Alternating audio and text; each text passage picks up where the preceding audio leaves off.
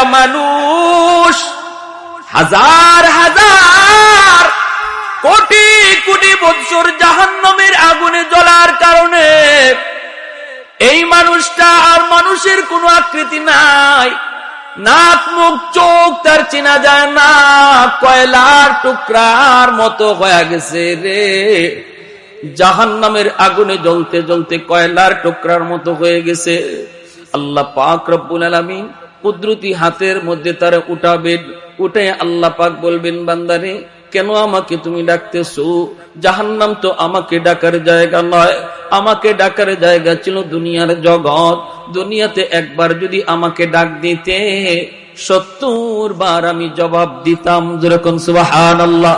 তাহলে বলুন তো আমল করার জায়গা মরার পরেই না মরার আগে?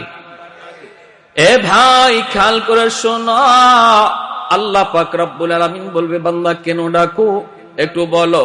তখন বলবে, মালিক ও মালিক, দুনিয়াতে আমি আমল করতে পারি নাই, আমলের মধ্যে আমার অনেক ঘাটতি, কিন্তু মালিক উলামায়ে কেরামের জবানে শুনেছি তোমার নাম রহমান, তোমার নাম হলো রহিম।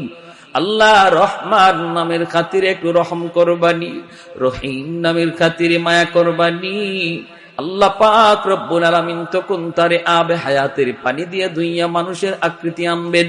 রব্বুল আলামিন বলবে, একটু দয়া করার কথা বলছো, করব, কি চাও তুমি বলো।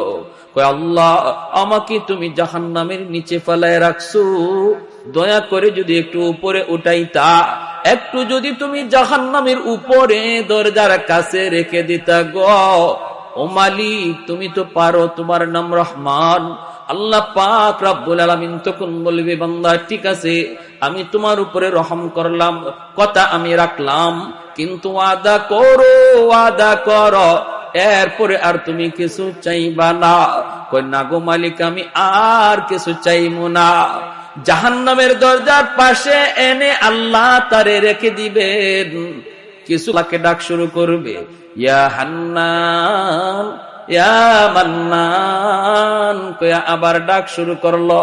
আল্লাহ আবার কইব, বান্দা কি হয়েছে, আবার কেন ডাক দিয়েছো? কইব, মালিক আমাকে যেই জায়গায় তুমি রেখে দিয়েছো এই জায়গাটা জাহান্নামের দরজার পাশ। আল্লাহ তুমি আমারে যেইখানে রাখছো এটা জাহান্নামের দরজার পাশ। এই জায়গাটা যেমন দরজার পাশ, ওই জায়গাটাও দরজার পাশ। আল্লাহ তুমি যদি আমাকে দয়া করে এই পাশে না রেখে ওই পাশে রেখে দিতা। তোমার নাম তো রহমান, তোমার নাম তো রহিম। বলুন তো আপনারা বুঝে থাকলে বলুন, দরজার এই পাশ ওই পাশ বেশ কম আছে না নাই? আরো জোরে। এই পাশ হলো জাহান্নামের ভিতর, আর সে এখন যে পাশে যাইতে চায় এটা জাহান্নামের বাহির। সেই কথা কয় না আল্লাহ আমারে জাহান্নামের বাহিরে দিয়া দেও, এই কথা কয় না, না কয়ে বুদ্ধি করে কয়, আল্লাহ আমারে যেখানে রাখছো এটা তো দরজার পাশ, তো এই পাশে না রেখে আমার ওই পাশে রেখে দাও। আল্লাহ পাক রব্বুল আলামিন তখন বলবে, বান্দা তুই না ওয়াদা করেছিলি আর কিছু চাইবি না? কয়, মালিক আমি তোমার দয়ার কাঙ্গাল, আমি তোমার মায়ার কাঙ্গাল। আল্লাহ তুমি তো দয়া করলে কারো কাছে তোমার জবাব দেওয়া লাগবে না। রব্বুল আলামিন তখন বলবে, বান্দারে ঠিক আছে তোর কথা আমি রাখলাম, দরজার ওই পাশেই রেখে দিলাম, কিন্তু ওই পাশটা তো জাহান্নামের বাহির। বুদ্ধি করে তুই কথা বলছো নে, আমি তোর কথা রাখলাম, কিন্তু ওয়াদা কর এরপরে আর কিছু চাইবা না। এরপরে আর কিছু? কয়, মালিক ওয়াদা করলাম আর কিছুই চাইমু না, কিছুই চাইমু না। আল্লাহ পাকের কাছে দ্বিতীয়বার ওয়াদা করলো। আল্লাহ তারে জাহান্নামের বাহিরে এনে রেখে দিলেন। কিছু দূর যাবার, কিছুক্ষণ যাবার পরে সে তাকায়া দেখে, ওই যে দেখা যায় জান্নাতের গেট। জান্নাতের গেটটা তার নজরে পড়লো। জান্নাতুল ফেরদাউস, জান্নাতুল নাঈম, জান্নাতুল মাওয়া। জান্নাতের গেটটা দেখে আবার ডাক শুরু করে দিছে, মালিক। আল্লাহ পাক তখন কইব, বান্দারে কেন আবার ডাক দিলি? কয়, মালিক আমারে তুমি যেই জায়গায় রাখছো এই জায়গাটা জাহান্নামের ভিতরেও না, জান্নাতের ভিতরেও না। আল্লাহ আমাকে যেখানে রাখছো এখানে রাখা যে কথা, জান্নাতের গেইটের পাশে রাখা এক কথা। ওই বুঝে আসছে আপনাদের? আমি বলি না আমাকে জান্নাত দিয়া দাও, গেইটের পাশে একটু রেখে দাও, এখানে রাখা আর ওখানে রাখা এক কথা। আল্লাহ পাক রব্বুল আলামিন কয়, বান্দা আমিও তো বুঝি এক কথা ওই, কিন্তু তুই না ওয়াদা করেছিলি এরপরে আর কিছু চাইবি না। তখনই কই, মালিক আমি তোমার দয়ার কাঙ্গাল, আমি তোমার মায়ার ভিখারি। আল্লাহ বলেন, বান্দা নে, এই কথাও আমি রাখলাম, তোর জান্নাতের গেটের পাশেই রাখলাম, তবে ওয়াদা কর এরপরে আর কিছু চাইবি না। কই, মালিক আর কি চাওয়ার আছে, এতদূর পর্যন্ত আইছি, এটাই শুকরিয়া, এর বেশি আর কেমনে চাইমু, আমার পুঞ্জি নাই, আমার তো মূলধন নাই। আল্লাহ বললেন, ঠিক আছে, ইয়াদ রাখিস, জান্নাতের গেটের পাশে এনে যখন আল্লাহ রেখে দিলেন, এইবার সে জান্নাতের ভিতরটা দেখার জন্য পাগল, একটু ছিদ্র তালাশ করে, ছিদ্র দিয়া জান্নাতের ভিতরটা একটু দেখবে। আল্লাহ পাক রব্বুল আলামিনের মানসা হলো তারে আল্লাহ পাক জান্নাতের ভিতর দেখাবে। এরে যুবক, আজকে কোন নেশায় পড়ে তুমি এত পাগল হইছো? কোন পাগলে তোমারে পাইছে? কোন শান্তির আশায় তুমি দৌড়াইতেছো? কোন মজা পাইয়া বেঈমানদের ষড়যন্ত্রে পা দিয়ে দিছো? জান্নাতের যেই শান্তি আর নিয়ামত আর আনন্দ, আল্লাহ পাক জান্নাতের গেট অল্প এক পলকের জন্য আল্লাহ গেটটা একটু ফাঁক করে দিবে তার এক নজর দেখার জন্য। সুবহানাল্লাহ, জোরে কোন। যেই মাত্র নজরটা একটু এক পলকের জন্য জান্নাতের ভিতরে পড়ছে, সাথে সাথে আবার গেট লেগে গেল। এক পলকের জন্য জান্নাতের আরামাইশ, আনন্দ আর চিত্ত বিনোদনের যেই দৃশ্য আল্লাহ রেখে দিয়েছে, এই দৃশ্য দেখা মাত্রই আবার পাগল হইয়া ওয়াদার কথা বইলা আবার ডাক শুরু করছে। আল্লাহ আবার বলবে, বান্দা আবার কেন ডাক দিলি? তখনই কয়, আল্লাহ আমারে কি দেখাইছো তুমি? এতদিন দেখি নাই, ভালোই তো ছিলাম, দেখে তো পাগল হয়ে গেলাম। আল্লাহ কি রাখছো তুমি জান্নাতের ভিতরে? আদাতুল ইবাদিয়াস সালিহিন মা লা আইনুন রাআত ওয়ালা উযুনুন সামিআত ওয়ালা খাতারা আলা কলবি বাশার। আল্লাহ নিজে বলেন, জান্নাতের ভিতরে এমন আরাম আয়েশ আমি আল্লাহ রেখে দিয়েছি, তোমাদের চোখ কোনদিন এমন আরামায়েশ দেখে নাই, কান কোনদিন এমন আনন্দ আরামায়েশের কথা শুনে নাই, এমনকি তোমাদের অন্তর কোনদিন কল্পনাও করতে পারে নাই। এত আনন্দ, এত আরাম আমি জান্নাতে রেখে দিয়েছি রে বান্দা। ভাইয়েরা, বন্ধুরা, এই দৃশ্যটা দেখা মাত্রই সে পাগল হইয়া আবার ডাক দিবে। আল্লাহ পাক রব্বুল আলামিন বলবে, বান্দা কি হইছে বল? কয়, মালিক আমার এক নজর দেখে তৃপ্তি মিটে নাই, আল্লাহ আমাকে তুমি একটু ভালো করে দেখার সুযোগ দিবানি। আমি শুধু জান্নাতের ভিতরে ঢুকবো দেখার জন্য, দেখি আবার দৌড় দিয়া বের হইয়া আসবো। আমি জান্নাতে থাকবো না, কারণ থাকার মতো আমার কাছে কোনো মূলধন নাই, পুঁজি নাই, আমার তো জীবনে নেক আমল কম। আল্লাহ আমি তো আমল করতে পারি নাই, কিন্তু অন্তরের মধ্যে ঈমান রয়েছে। নবী বলেন, লা ইয়াদখুলুন নারা আহাদুন ফি কলবিহি মিসকালু হাববাতি খারদালিম মিন ঈমান। ঈমানের সরিষা পরিমাণ দানাও যার অন্তরে থাকবে, আল্লাহ তারও চিরকাল জাহান্নামে জ্বালাবে না। জোরে কোন সুবহানাল্লাহ। আল্লাহ পাক রব্বুল আলামিন কইব, বান্দা এবার তুই নিজে বল কতবার তুই ওয়াদা করলি আর কতবার ভাঙলি রে? তখনও কইব, মালিক আমি তোমার দয়ার কাঙ্গাল, আমি তোমার মায়ার কাঙ্গাল। আল্লাহ পাক তখনও তার উপরে দয়া করবে। কেন দয়া করবে না? কারণ আল্লাহর মানসাই হলো তারে জান্নাত দেওয়া, সর্বশেষ জান্নাতি। এরপরে কোন লোককে আল্লাহ আর জান্নাতে দিবে না, সেই সর্বশেষ জান্নাতের দরজা আল্লাহ সিলগানা মারবে, আর কোন মানুষ জান্নাতে ঢুকতে পারবে না। এই মানুষটারে আল্লাহ বলবে, যা দিলাম তোরে জান্নাত দেখার, কিন্তু সময় কত দূর, আল্লাহ ঢুকমু আর বের হয়ে আসবো। আল্লাহ পাক কয় এই কথার মধ্যে ওয়াদা চিনি, ওয়াদা ওয়াদা ওয়াদা 100%, বলে আগের মতোই না, নতুন করে কয় না আগের মতো না, আগের মতো না, এই ওয়াদা আমি ভাঙবো না, ঢুকবো আর বের হয়ে আসবো। আল্লাহ বলতেছেন বারবার, শুন ভালো করে বল, আগের মতো নাকি পাকা পোক্তা? কয় পাকা পোক্তা। আল্লাহ আগের মতো হবে না। এইবার আল্লাহ পাক বললেন ঠিক আছে, ঢুকবি আর বের হয়ে আসবি, দেরি করবি না।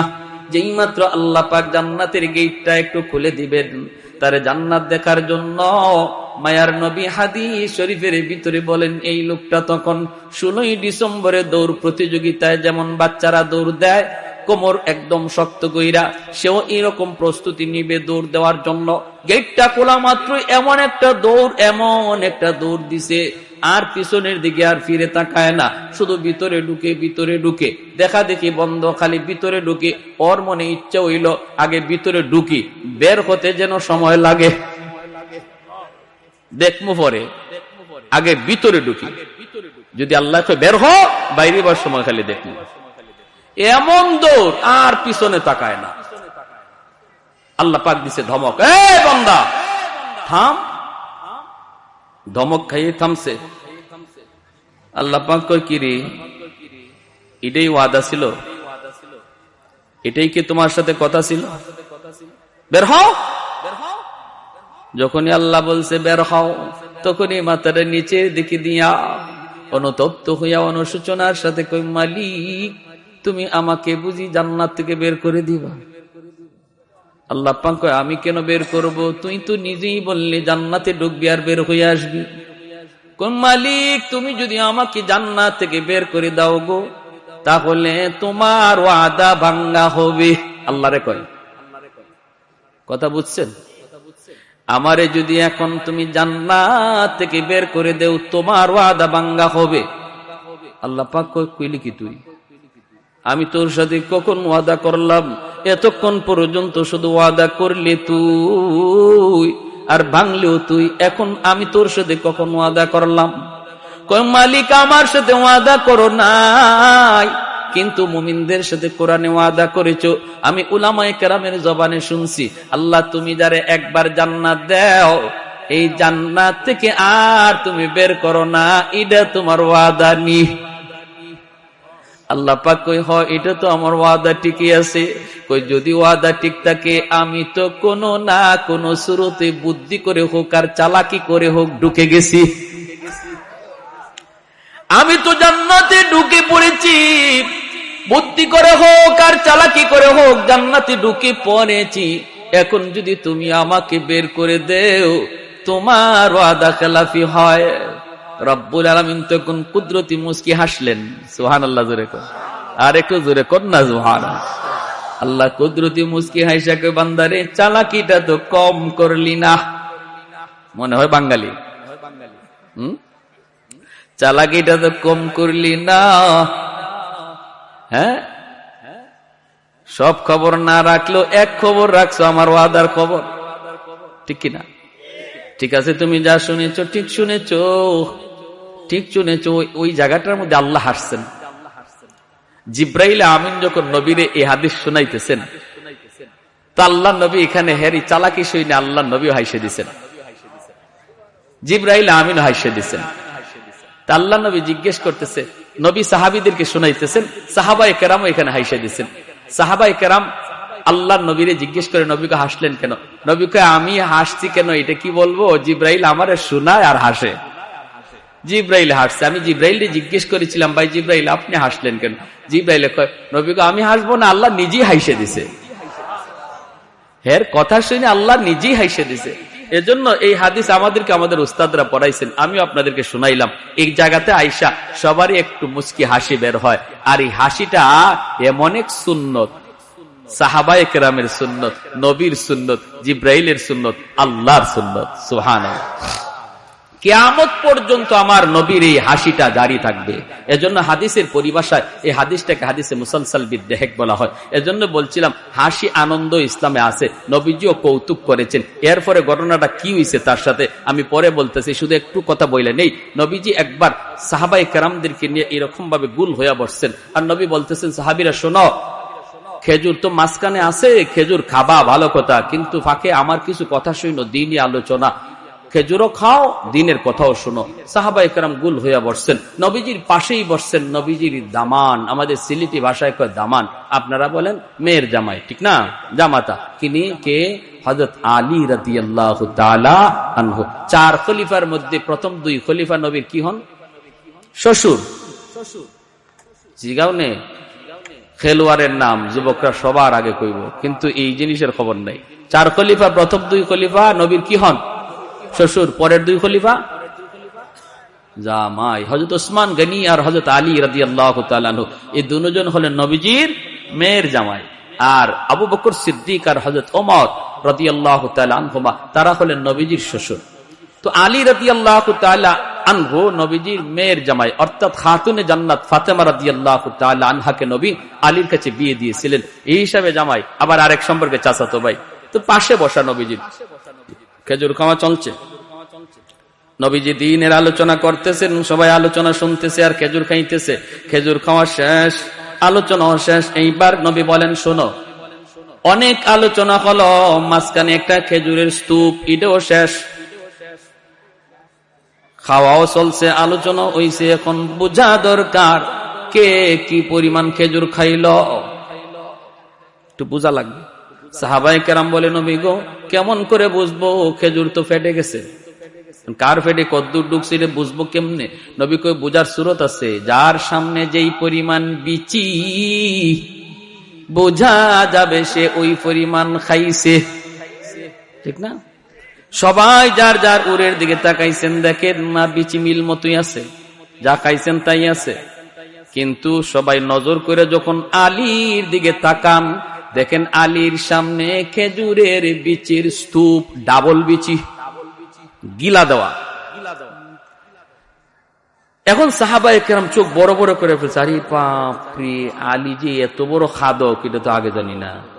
হ্যাঁ, আমরা নবীজির হাদিস শুনতেছি, কথা শুনতেছি, হ্যাঁ, মনোযোগ আমাদের এদিকের। আর আলী তো দেখা যায় ফাঁকে দিয়ে খেজুর 2টা করে মারছে, বুঝছেন? এখন হযরত আলী রাদিয়াল্লাহু তাআলা উনি নিজের উরে তাকাইছেন, নিজের দিকে তাকায় উনি বেকুব বনে গেছে, ইন্না লিল্লাহ, আমার সামনে এত বিচি কি, আমি তো এত খেজুর খাই নাই, আমার সামনে এত বিচি। আর সবাই ওনার দিকে তাকাইতেছে, চোখ বড় বড় করে, উনি সরে গেছে শরমের মধ্যে, লজ্জায়। কিছু মানুষ আছে দেখবেন, আপনি যত কথাই কন, কথা কইবেন আপনি কন, কিন্তু এর খানা বন্ধ নাই, ঠিক না? আর কিছু মানুষ আছে কথা কওয়ার সময় যদি, খানা খাওয়ার সময় যদি কথা কয়, হ্যাঁ, হাতে খানা প্লেটের মধ্যে হাত রেখে বয়ে থাকে, খাইতেই পারে না। আর মাশাআল্লাহ কেউ আছে মেশিন চলছে, তুমি যত গল্পই করো মেশিন চলবো, ঠিক কিনা? ওই অবস্থায় আল্লাহর নবী, রহমতের নবীও তাকাইছেন, সবাই তাকাইছে আলীর দিকে। আলী চিন্তায় পড়ে গেছেন যে আমি তো এত খেজুর খাই নাই, বিচি আসলো কোত্থেকে? হঠাৎ করে তাকাইছেন শ্বশুরের দিকে, নবীজি পাশেই বসা, দেখেন আল্লাহর নবীর সামনে খেজুরের বিচি একটাও নাই, একদম খালি। অথচ নবী খেজুর খাইছেন। আলী কেমন বুদ্ধিমান ছিলেন, আলী তো টের পেয়ে গেছেন যে আচ্ছা, আমার শ্বশুর তো এখানে আমার একটা লজ্জায় পালাইছেন, শরম দেওয়ার চাইছেন। শ্বশুরে খেজুর খাইছেন ঠিক, আর গোপনে গোপনে বিচি রাখছেন আমার সামনে। নবীজি খেজুর খাইছেন ঠিকই, কিন্তু বিচি রাখছেন জামাইয়ের উরো, জামাইয়ের সামনে, জামাইয়ের শরম দেওয়ার জন্য। শ্বশুর জামাই পাশাপাশি বসা যায় তো? আপনাদের এলাকায় বসে? বিভিন্ন জায়গায় শ্বশুর সামনে জামাই আসতে চায় না, শরম পায় না, এটা নিয়ম না। শ্বশুরের কাছে বসে গল্প করা যায়, শ্বশুরের কাছে বসা যায়, হারাম জায়গায় বসা যায় না। শালির সামনে বসবেন না, এটা হারাম। হ্যাঁ, এটা হারাম, এটা হারাম। যতই আপনার চাচতলি চাচি শাশুড়ি হোক, তার সাথে পর্দা করা ফরজ, সামনে যাওয়া হারাম। শ্বশুরের কাছে বসেন। আল্লাহর নবীর দিকে যখন হযরত আলী তাকাইছেন, দেখেন কোনো বিচি নেই। এই শুনেন এবার আলীর কথাটা। নবী বলতেছেন, যার সামনে যেই পরিমাণ বিচি আছে বোঝা যাবে সে ওই পরিমাণ খাদক, আর এত পরিমাণ খাওরা, এমন খাইতো চিনে। হযরত আলী বলেন, ইয়া রাসূলুল্লাহ, আমার একটা কথা আছে। কি কথা? যার সামনে যেই পরিমাণ বিচি আছে বোঝা গেল এই পরিমাণ খাইছে, এটা ভালো কথা, কিন্তু যিনি খেজুরের সাথে বিচি সহ খাইছে, ইনি কত বড় খাওরা। বুঝছেন কেমন হয়েছে? আমরা তো বিচি রাখছি, কিন্তু আমাদের মাঝে এমনও কেউ আছে যিনি বিচি সহ খাইলিছে। আল্লাহ নবী মুস্কি হাইসা বলেন, আলী ঠিকই তুমি, আনা মদিনাতুল ইলমি ওয়া আলিয়ুন বাবুহা, আমি ইলমের শহর আর আমার আলী হলো শহরের দরওয়াজা। যেরকম সুবহানাল্লাহ, আল্লাহু আকবার। এজন্য বলতেছিলাম বিনোদনের অনুমোদন ইসলামে আছে, তবে সেটা গান বাজায়া নয়, নারী পুরুষের ডলাডলি করে নয়। আজকে 16ই ডিসেম্বর বাংলাদেশের একটা স্বাধীনতা দিবস, হ্যাঁ আনন্দ করেন, মজাক করেন, হ্যাঁ করেন, একটু আনন্দ হবেই তো স্বাধীনতা। তাই বইলে কি এটা ওই মহিলাদেরকে নিয়ে রাস্তায় ঘুরতে হবে আর রাস্তায় ডেস্ক স্টেপ বাজাইয়া গান বাজাইয়া আনন্দ করতে হবে? এর তো কোনো অনুমতি শরীয়তে নাই, ঠিক কিনা? আমার আনন্দ, বিনোদন, হাসি সবকিছু একটা লিমিটের ভিতরে থাকবে, ইসলামের গণ্ডির ভিতরে। গণ্ডির ভিতরে থেকে আপনি বিনোদন করেন, আনন্দ করেন, শরীয়তে এলাও। কিন্তু গণ্ডির বাহিরে যাবেন, এটার কোনো এলাও নাই, ঠিক কিনা? যখনই এই লোকটা কইছে আল্লাহ তুমি ওয়াদা ভঙ্গ করবা, আল্লাহ বলছে ঠিক আছে, আমার ওয়াদার খবর তুমি জানছো, কথা ঠিক, আমার ওয়াদা, যাও আমি তোমার জান্নাত দিয়েই দিলাম। জোরে কর সুবহানাল্লাহ। ভাইয়ের আমার, তাহলে এই জায়েজ না জায়েজ, হালাল হারামের কথাগুলি, শরীয়তের বিধিবিধানগুলি আজকে আমাদের যুব সমাজ জানে না। তাদেরকে জানানো প্রয়োজন, কাছে টানা প্রয়োজন, দিল থেকে মহব্বত করে কাছে আনা প্রয়োজন। বাবা যুবক, বুঝাইলে অনেক যুবকই বুঝে, আলহামদুলিল্লাহ, ঠিক কিনা? অনেক যুবকের পরিবর্তন এসেছে, অনেক যুবকের পরিবর্তন। ফোন দেয় আমাদেরকে, হুজুর আমার জীবন চেঞ্জ হয়ে গেছে, হুজুর আমি আমার পথ বদলাই